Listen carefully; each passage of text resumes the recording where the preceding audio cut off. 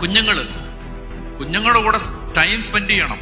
കുട്ടികൾക്ക് അവരുടെ ജീവിതത്തിലെ എല്ലാ കാര്യങ്ങളും നിങ്ങളോട് തുറന്നു പറയാൻ പറ്റുന്ന ഒരു സ്വാതന്ത്ര്യം കുഞ്ഞുങ്ങൾക്ക് കൊടുക്കണം ഈ കാലത്ത്. എത്ര എത്ര എത്ര മക്കളാ ഇങ്ങനെ ചങ്കിനകത്തെ വല്ലാത്തൊരു പിടപ്പുമായിട്ട് വന്ന് കയറുന്നത്. ഇപ്പൊ ഞങ്ങളെ പോലുള്ളവർക്ക് എത്ര നാള് കുഞ്ഞുങ്ങളെ ചേർത്ത് പിടിക്കാൻ പറ്റും? ഉള്ള കാര്യങ്ങൾ പച്ചയ്ക്ക് പറയാം.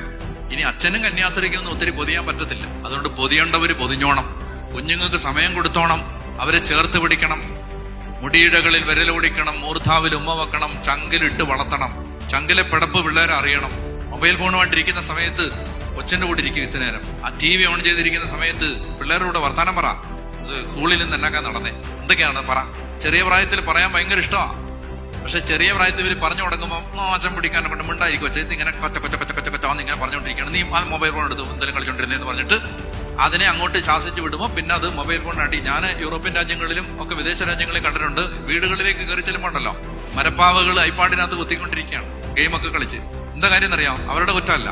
ഇത് മര്യാദ ആവാൻ വേണ്ടി ചെറിയ പ്രായത്തിൽ 3-4 വയസ്സുള്ളപ്പോൾ ഓരോ ഫോൺ എടുത്ത് കൈവച്ച് കൊടുത്താണ്. കാരണം 10 മിനിറ്റ് ഇവർക്ക് സ്വസ്ഥത കിട്ടുമല്ലോ എന്ന് ഓർത്തിട്ടെ ഫോൺ എടുത്ത് കൈ കാണാം. അപ്പൊ കൊച്ച് അപ്പനേക്കാളും അമ്മയെക്കാളും സ്നേഹം മൊബൈൽ ഫോണിനോടാണ്. അപ്പന്റെ അടുത്തിരിക്കുന്നതിനേക്കാളും കൊച്ചിന് ഇഷ്ടം മൊബൈൽ എടുത്ത് കളിച്ചോണ്ടിരിക്കും. ആരുടെയും കുറ്റമല്ല. ഇംഗ്ലണ്ടിൽ എനിക്കറിയാവുന്ന ഒരു കുടുംബത്തില് ഒരു കൊച്ച് അതിനോട് അതിന്റെ അപ്പ പറഞ്ഞു, നിനക്ക് ഈ ബർത്ത്ഡേക്ക് ഒരു മൊബൈൽ ഫോൺ വാങ്ങിച്ചു തരട്ടെ എന്ന് പറഞ്ഞപ്പോ ആ കൊച്ചു പറഞ്ഞു, ഇല്ല, മൊബൈൽ ഉപയോഗിക്കാനുള്ള പ്രായമായിട്ടില്ല എന്ന് പറഞ്ഞിരിക്കും.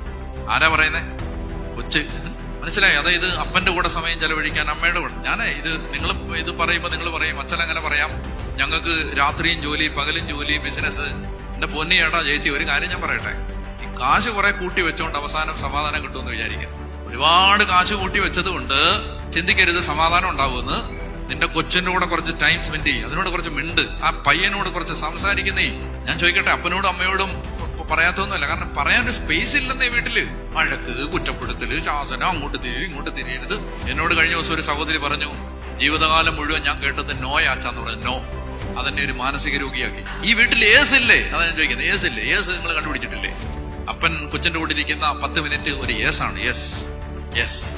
അമ്മ കുഞ്ഞിനോട് സംസാരിക്കുന്ന ഒരു 10 മിനിറ്റ് യേസാണ്. നമുക്കിത് ഞാൻ പറയാണ് നിങ്ങളോട്, പണ്ടൊക്കെ നമുക്ക് പറയായിരുന്നു, അച്ഛന്മാരുടെ അടുത്ത് പോയി പറയാം, സിസ്റ്റേഴ്സിന്റെ അടുത്ത് പോയി പറയാം. ഇനി ഞാൻ പറഞ്ഞില്ല, ആ പരിപാടിയൊന്നും ഇനി നടക്കില്ല. കാരണം ജീവനെ പേടിച്ച് ആരും ഒന്നും ഇതൊന്നും കേൾക്കാനും നിൽക്കത്തില്ല. ഇനി ആർക്കാ ഇഷ്ടം ജയിലിൽ പോയി കിടക്കാൻ? അതുകൊണ്ട് ഇനി വെളിയിലുള്ള സങ്കേതങ്ങളൊന്നും നോക്കി നടക്കണ്ട. കുഞ്ഞിനൊരു ദുഃഖം വന്നാൽ അത് പറയാൻ വീടിനകത്ത് സ്പേസ് ഉണ്ടാവണം. ബന്ധം